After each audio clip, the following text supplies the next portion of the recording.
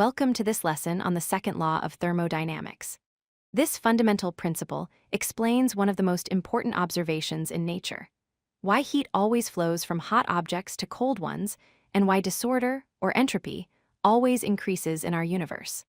Understanding this law helps us comprehend everything from why ice melts in warm rooms to why engines can never be 100% efficient.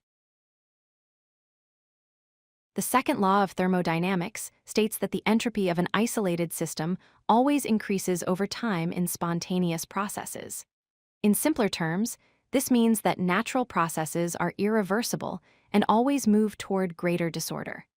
When something happens naturally, without any external energy being added, the overall randomness or chaos in the system will always go up, never down.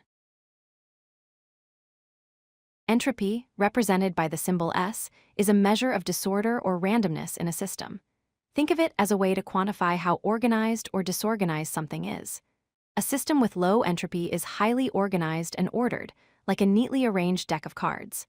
A system with high entropy is disordered and random, like that same deck after being shuffled and scattered. Nature always prefers to move from low entropy to high entropy. Mathematically, the second law is expressed as delta S of the universe is greater than or equal to 0. Delta S represents the change in entropy. When delta S is greater than 0, we have an irreversible process, which is what happens in the real world. When delta S equals 0, we have a reversible process, which is an idealized scenario that never truly occurs in nature but is useful for theoretical analysis. Now let's understand why heat always flows from hot objects to cold objects. When heat transfers from a hot body to a cold body, energy spreads out more evenly across both objects. This spreading of energy increases the entropy of the universe. The hot object has concentrated, high-quality energy, while the cold object has less energy. When they exchange heat, the energy becomes more distributed and dispersed, which is a state of higher entropy that nature favors. The principle that entropy always increases is fundamental to understanding our universe. In isolated systems, spontaneous processes always move toward maximum entropy. There are two key reasons for this.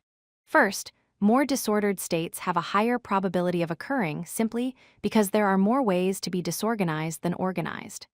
Second, this principle actually defines the direction of time itself. The fact that entropy increases gives us what scientists call the arrow of time, distinguishing the past from the future. Processes in thermodynamics can be classified as either reversible or irreversible.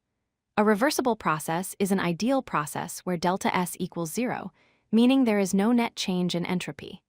These processes are theoretical and don't truly exist in nature.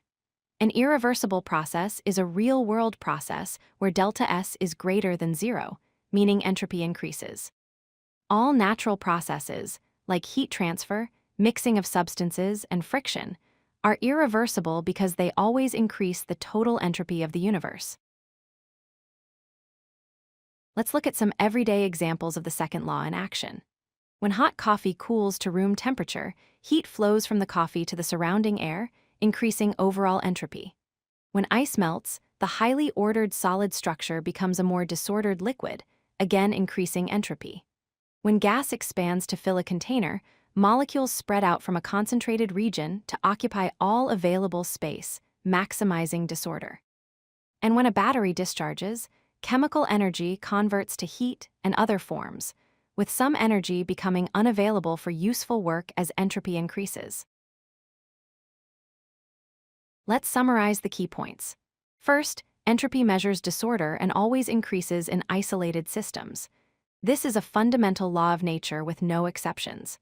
Second, heat flows from hot to cold specifically to maximize entropy by spreading energy more evenly. Third, the second law defines the arrow of time, explaining why we age, why ice melts, and why broken things don't spontaneously repair themselves. The ultimate takeaway is that nature favors disorder and spontaneous energy dispersal. This principle governs everything from the smallest molecular interactions to the evolution of the entire universe. If you like this video, hit that like button and don't forget to subscribe. Visit CodeLucky.com for more such useful content.